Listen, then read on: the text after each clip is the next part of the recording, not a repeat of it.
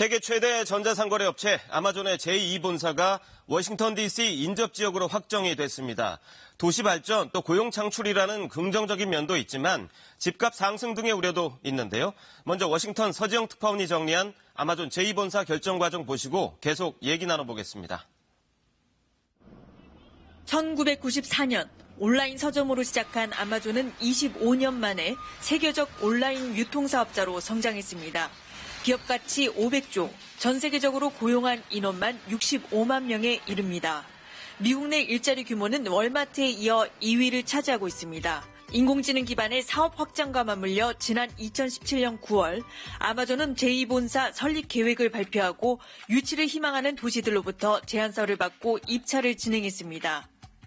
입찰에 참여한 도시는 모두 238개, 각 도시마다 5만 명의 고용 창출, 100억 달러 규모의 세수 증대, 지역 경제 발전 등 천문학적 부가가치 효과를 누리며 아마존 유치 경쟁에 나섰습니다.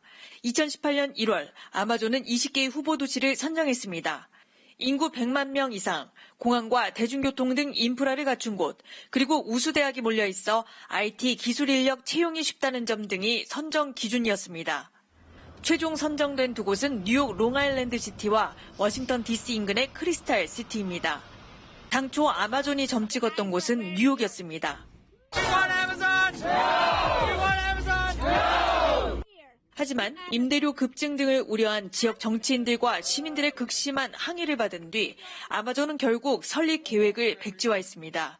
결국 아마존의 최종 선택지는 워싱턴 DC 인근의 크리스탈 시티.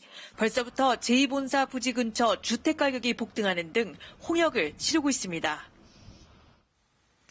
서정 특파원, 앞서 정리된 걸 보면 230여 개 도시가 아마존 제2본사 유치 전에 뛰어들었었다고 돼 있는데 이렇게 경쟁이 치열했던 이유가 뭐죠? 네, 도시의 조감도는 물론 지역 경제를 근본적으로 바꿀 수도 있는 이른바 아마존 효과 때문인데요. 아마존 본사가 있는 시애틀의 경우 지난 2010년부터 2016년까지 직간접적으로 유입된 돈만 42조입니다. 연관 고용 창출은 5만 명 정도, 지역사회와 경제 활성화에 큰 영향을 끼칠 수밖에 없겠죠. 이 과거 사례로 볼 때 아마존 제2 본사가 설립되는 도시도 비슷한 영향을 받을 것으로 예상됩니다. 지난 17일에는 버지니아주 알링턴 그리고 보스턴, 내슈빌 등지에서 아마존 취업 박람회가 열렸었는데요. 이 알링턴 카운티에는 아마존 제2 본사가 설립될 예정인 만큼 많은 구직자들이 몰렸습니다. You know, Amazon is you kind of just say Amazon, oh, let's go buy something, but you don't realize like there's like so many. So I think it's a great opportunity for people like me looking for jobs and opportunities. 아마존이 지난주 3만 명의 직원을 새로 뽑겠다고 발표한 이후 현재까지 지원자가 무려 20만 명에 달할 정도로 제2본사에 대한 뜨거운 관심을 반영하고 있습니다. 네, 도시 발전 측면에서 보면 좋은 일인데 그만큼 겪어야 하는 부작용에 대한 우려도 클 수밖에 없겠군요.